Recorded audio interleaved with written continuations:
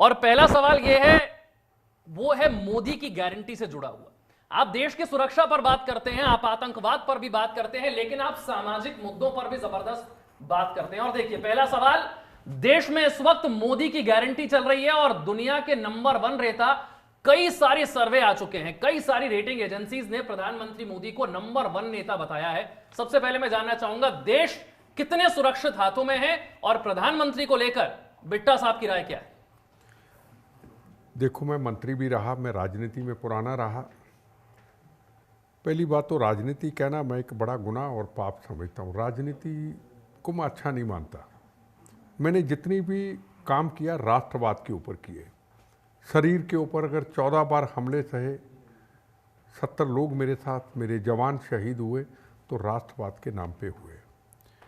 मैं इतना कह सकता हूँ कि मैं बंद कमरों में जब जवानों की बॉडी जम्मू कश्मीर के अंदर या पूरे देश के अंदर हर गांव में हिंदू, मुसलमान, सिख, ईसाइयों के खून के तिरंगे झंडे में खून से लिपटी हुई आती थी, हम परिवारों की मदद करते थे और फिर बंद कमरों में रोते थे कि जब हम दुनिया से चले जाएंगे, बम्बों या गोलियों से चले जाएंगे, इन परिवारों को कौन देखेगा, इनकी आवाज़ कौन उठाएगा।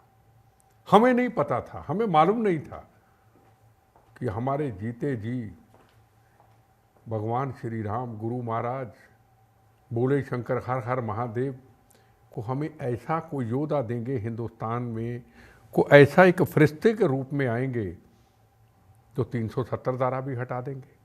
ना दंगे हुए, ना फसाद हुए, ना गोली चली, ना बम चला। 75 साल की कैंसर की बीमारी को उखाड़ करके फेंक दिया जाएगा और पूरी दुनिया से कोई आवाज़ ही नहीं उठती। कश्मीर, पाकिस्तान को अकेला छोड़ देते हैं।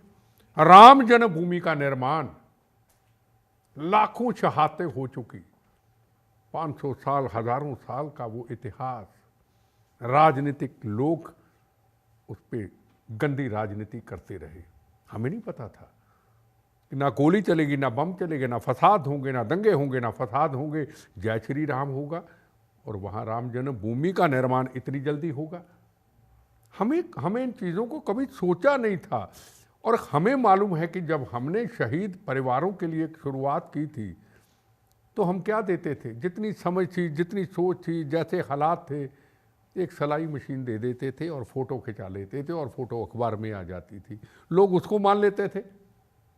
और जब कारगिल के युद्ध में शहादत हुई, उन परिवारों को पूछने वाला नहीं था।